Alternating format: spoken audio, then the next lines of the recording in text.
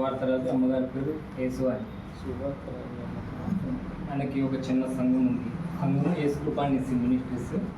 అయితే నా చిన్న వయసు నుంచి నేను చర్చికి వెళ్తూ ఉండేటోడిని. నాన్న తాగుతా చాలా అంటే చాలా విధిగా ఉండేటోడు. అమ్మగారు ప్రార్థన చేసుకుంటూ చర్చికి వెళ్తాను, మేమందరం చర్చికి వెళ్తూ ఉండేటోళ్ళు.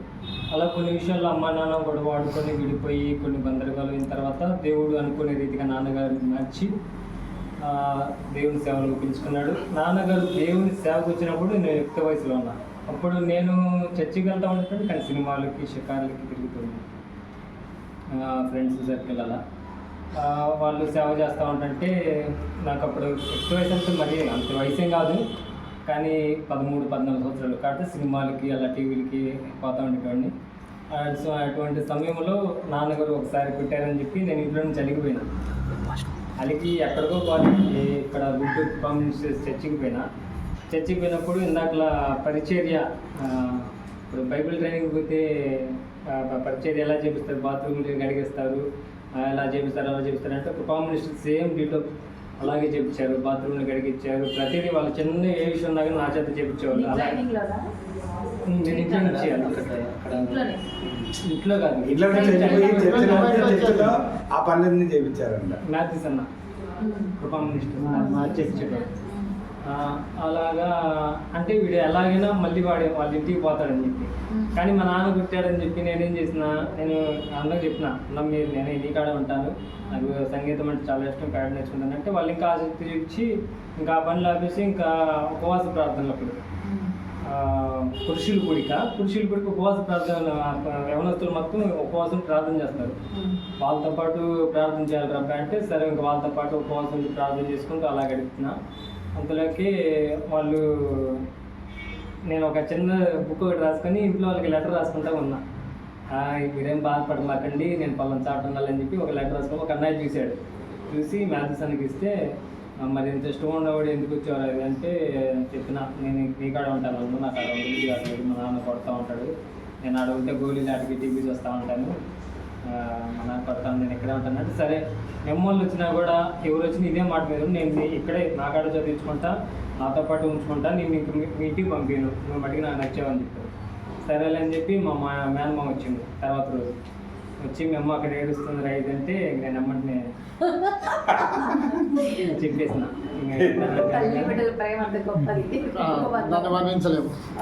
సరేలే అని చెప్పి ఇంకా అలా కొనసాగుతున్న సమయంలో ఆ తర్వాత అనుకునే రీతిగా నేను 2017లో బాప్టిజం తీసుకున్నాను. నాకు 19 years వచ్చిన దాకా నేను ప్రభు పనుల్లో మ్యూజిక్ సిస్టంలో కానీ చర్చిలో నాన్నకు సహకారుడిగా వాడుతున్నాను. తర్వాత నేను బెల్ వేస్తున్నాను చెప్పమని నాకు 7th క్లాస్లోనే నేను చదివాపిస్తున్నా. అప్పటి నుంచి నేను పనికి వెళ్ళేటోడిని, సిమెంట్ పనికి మేస్త్రిగా వర్క్ నేర్చుకున్నాను. అలా కొనసాగుతున్న సమయంలో సొంతగా పనులు పిచ్చుకొని నా కాలం మీద నేను నిలబడి స్టేడియంకి వచ్చిన. నేను సొంత కాంట్రాక్ట్ కుట్టుకొని చేయించుకున్న సమయంలో లోక ప్రేమ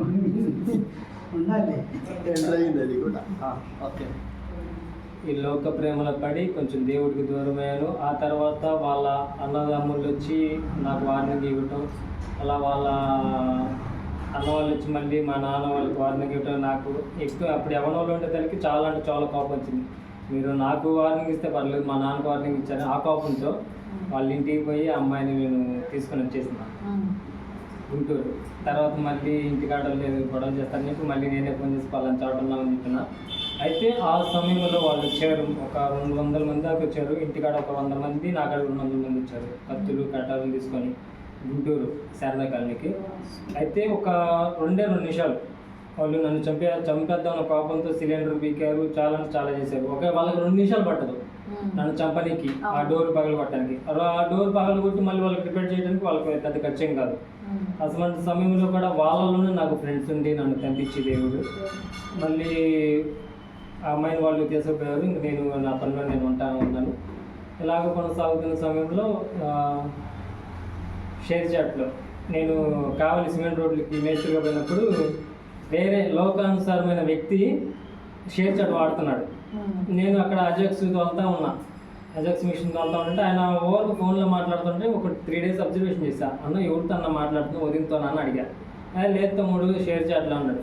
షేర్ చాట్లో డబ్బులు ఏమైనా కట్టాలన్న దాంట్లో అట్లా మాట్లాడాలంటే అంటే లేదు లేదు తమ్ముడు ఫ్రీగానే అని చెప్పారు. సరే అన్నట్టయితే అని చెప్పి నేను షేర్ చాట్లోకి వచ్చి పల్నాడు రౌడీ బాయ్స్ అని గ్రూప్ క్రియేట్ చేస్తాను. ఫస్ట్ పల్నాడు రౌడీ బాయ్స్ అని గ్రూప్ క్రియేట్ చేసిన తర్వాత ఎంతలోకి జేసస్ లవ్ వ్యూ అని ప్రీతి అని ఒక సిస్టర్ గ్రూప్ రన్ చేస్తూ ఉన్నారు. ఆ గ్రూప్లో నేను పోయినా.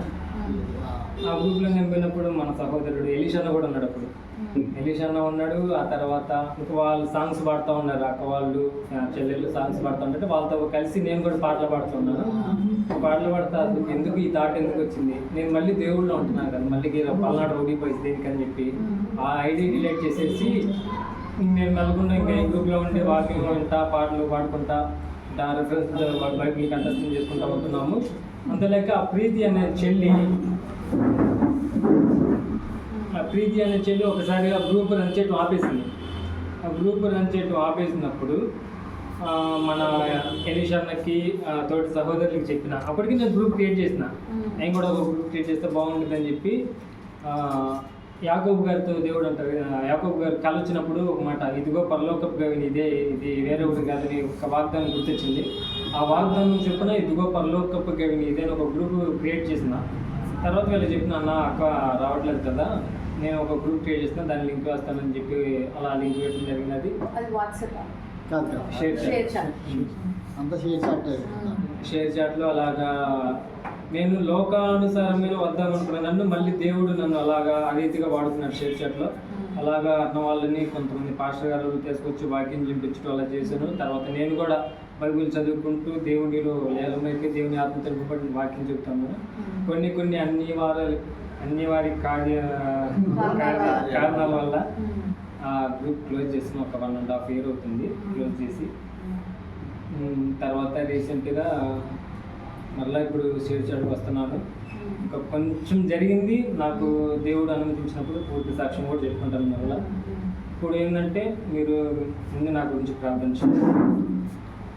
నేను ఇంకా దేవుడు పడాలి, దేవుని సాక్షిగా నేను పిలవబడాలి, దేవుని కొరకు ఇంక వాడబడాలి. మీరు మట్టికి నా గురించి ప్రార్థించండి. అలాగే ఒకసారి మొదలుపెట్టినది మళ్ళీ అది వదిలిపెట్టకూడదు. దేవుని కార్యం అనేది దేవుని పనిలో ఇదిగో పరలోకపుగా ఇదే అని ఒక గ్రూప్ మళ్ళీ స్టార్ట్ చేద్దాము అనుకుంటున్నాను. దాని గురించి మీరు ప్రార్థించండి. అలాగే ఈ సహోదరుల భావం ఐక్యత కలిగి ఇలాగే జీవించలాగున, సహోదరుల భావం నిత్యము వర్ధిల్లేలాగున నా గురించి ప్రార్థించండి. అలాగే మన పరిచర్య గురించి యేసుకృప నిస్సింగ్ మినిస్ట్రీస్ మన పరిచర్య నేనేమో దాని విషయం కూడా ప్రార్థించండి. కొన్ని సమస్యలు ఉన్నాయి. నాకు దేవుడు అనుమతించి ఇంక నీ సాక్ష్యం మొత్తం చెప్పుకోరా అని నాకు ఒక ప్రేరణ కలిగించినప్పుడు నా పూర్తి సాక్ష్యం చెప్పుకుంటాను. దేవుడు ఇచ్చిన సాక్ష్యం దేవుడిని దీవించింది.